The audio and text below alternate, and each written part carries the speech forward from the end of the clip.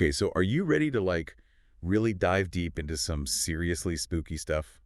I am. Are we? Because we're talking about the Banshee, Yeah.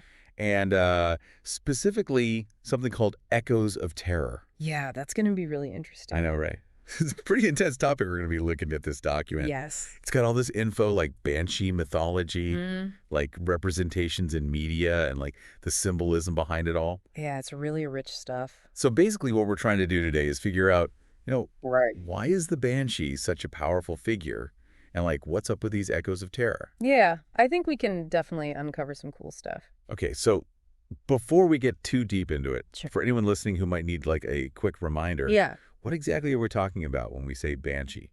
Okay, so picture this, right? You Yeah. got this female spirit. Okay. She's pale, she's gaunt, Spooky. right? And a lot of times she's got this long flowing hair. Okay. And sometimes she's like an old woman, sometimes she's a young maiden. Interesting. And that actually tells us something right there. Look at that. It's like the banshee represents death as this like universal force, you know? Yeah. It doesn't matter how old you are. Everybody's going to face it eventually. Exactly. And of course, we can't forget about that, like Oh, yeah. that wail she does. The key coin. Yeah, the KO. It's like the ultimate spooky sound effect, right? Totally. But you were saying earlier that the Banshee doesn't actually like cause death. Right. It's more like she's a warning. Exactly. She's a harbinger. Okay, so what does that tell us about how people view death? That's a good question. Especially in like Irish folklore and stuff? Yeah, well, I think it shows that there's this sense of inevitability, you know? Like, death is coming for all of us, but there's also this, like, respect for it. Okay. An acknowledgement that death is a part of life.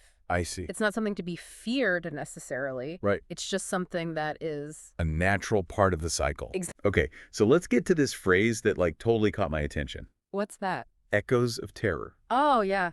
That's a good one. It sounds so creepy, but like, what does it actually mean? Well, the document we're looking at, it actually has 3 different interpretations. Oh, wow. The first one has to do with psychological fear. Uh-huh.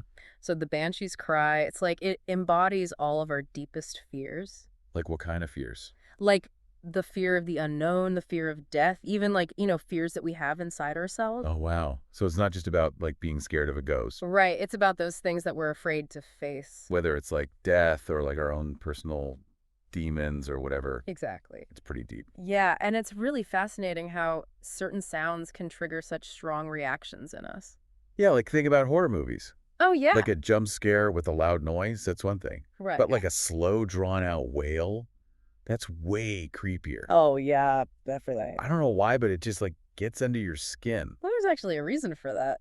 Oh, really? Yeah, research shows that like non-linear, unpredictable sounds, Mm-hmm. like the Banshee's wail, they're more likely to trigger our fight or flight response. Oh, wow. So it's like our brains are wired to be scared of that kind of sound. Yeah, it's like a primal instinct. Wow. Those sounds tap into a deeper level of fear. That's crazy. Yeah, so the echoes of terror, it's not just a spooky phrase. It's like it's tapping into something real. Wow. Okay, so the echoes of terror could represent like those deep-seated anxieties that we all have. Exactly. Okay, that makes the second interpretation even more interesting. What's that? Generational haunting.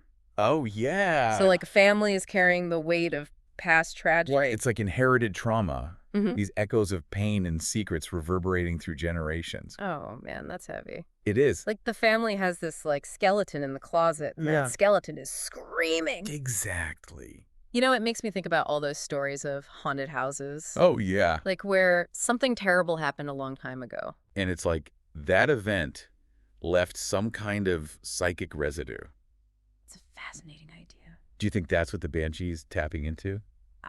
I mean, it's hard to say for sure. Yeah. But I think it's definitely possible. It's like whether it's literal or metaphorical, Right.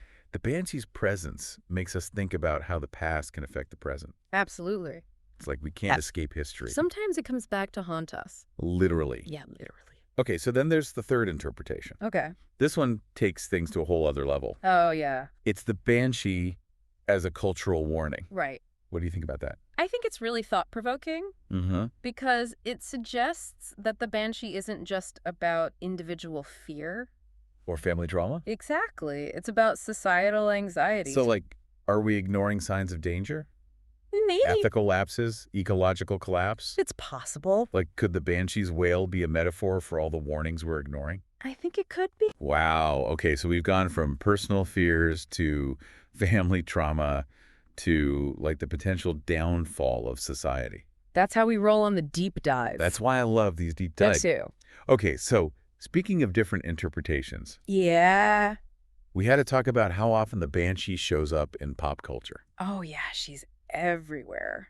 It's true, like literature, film, video games. She's art. She's like a muse for all kinds of creative expression, Totally. and especially in horror movies. Oh, yeah. She's often this like vengeful spirit, Yeah. and her wail is like her weapon. It's super effective. Why do you think that sound is so scary in horror movies? Well, I think it goes back to that primal fear we were talking about, Uh-huh. but it's also just incredibly versatile. What do you mean? Like, think about a game like Silent Hill. Oh yeah, creepy. Super creepy. It's famous for its psychological horror and sound design. Yeah. Imagine you're playing that game and you hear the Banshee's cry. Oh. Echoing through the fog. Oh man. Distorted, maybe it's even coming from inside your own head. That's terrifying. Right, it messes with you on so many levels. Yeah, it's like the game is playing with your expectations and using sound to just create this constant dread. Exactly. And then beyond horror, she inspires music and art too. Oh, yeah, for sure. Like a mournful ballad or a painting that captures like raw despair. She's a symbol of powerful emotions. And artists are drawn to that. Absolutely. It's amazing how this mythical figure can resonate across so many different mediums. It really is. So beyond the spooky stories and the pop culture appearances, Right. there's some serious symbolism going on here. Oh, yeah. Our source mentions mourning nature, unfinished business. Let's unpack those. Okay, let's do it. First, mourning in memory. Okay. The Banshee's cry, it's not just a sound. It's more than that. It's the embodiment of grief. It's Yeah. like grief given form. That's a powerful image. It is, and it ties back to that concept of echoes of terror. Uh-huh. The idea that grief echoes through time. It affects individuals, families, even entire community. It leaves its mark. This makes me think about how, in some cultures, Yeah. mourning practices involve like wailing and really outward expressions of grief. Right. It's like a communal thing. Yeah. So do you think the Banshee could represent a way to process those emotions? That's an interesting perspective. Like maybe she's not just a figure of dread. Right. Maybe she's also about acknowledging and expressing grief Letting it out. instead of bottling it up. Exactly. That's a really powerful idea. It is. Okay, so then there's a connection to nature. Oh, yeah. The Banshee is often linked to the waves, Right. These powerful forces of nature. which are both beautiful and destructive. Exactly like the Banshee herself. So her wail is kind of like a force of nature too. It is. It reminds us that nature is something to be reckoned with. Yeah, something bigger than ourselves that we can't control. Right. So she's both a warning and a reminder of our place in the natural world. I like that. And then finally, there's the theme of unfinished business. Right. What are your thoughts on that? Well, it suggests this lingering presence, Uh-huh. a soul that can't find peace. Like a ghost. Yeah, exactly. So it makes you wonder, what if we all have unfinished business? Ooh, that's a good question. What if our regrets are unspoken words or unfulfilled promises? Yeah. What if they echo after us? Like ghosts of our past. Okay, that is a question to sit with for a while. Yeah. It's a little heavy, It is a bit heavy. but it also makes you think about legacy, yeah.